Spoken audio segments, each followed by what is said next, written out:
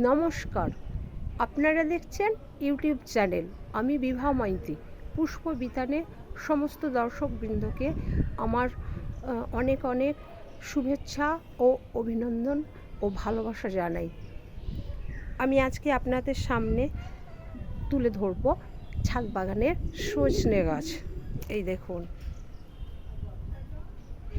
কত ডাঁটা হয়েছে, দেখুন।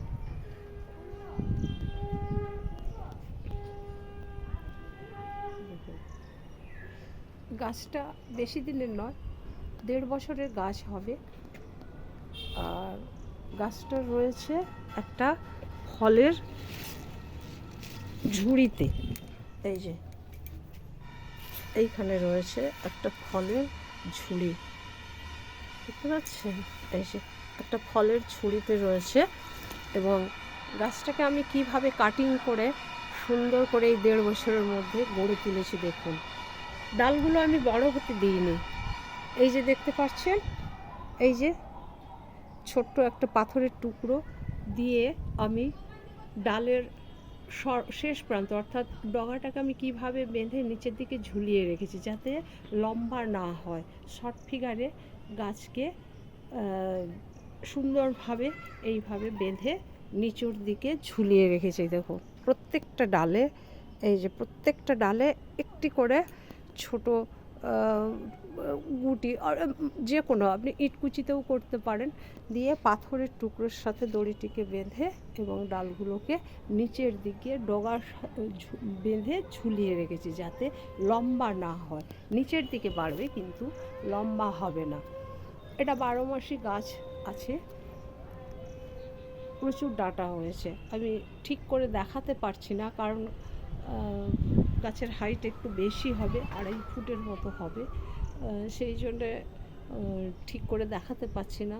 তবু যতটা সম্ভব আমি দেখাচ্ছি। এই যে সজনে ডাঁটা,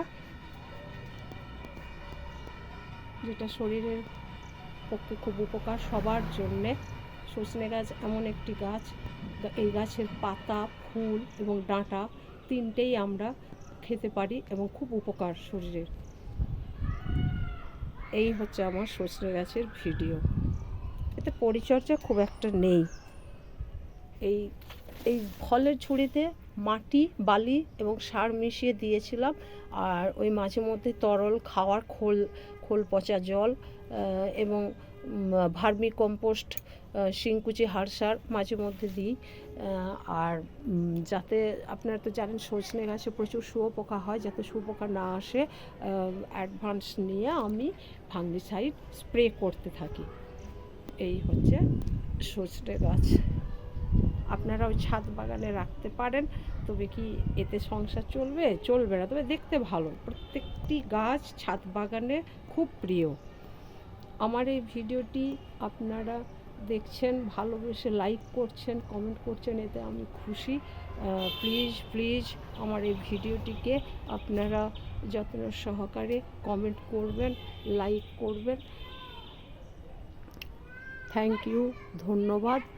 সবাই ভালো থাকবেন, সবুজের সাথে থাকবেন। আবার আপনাদের সাথে দেখা হবে নেক্সট ভিডিওতে।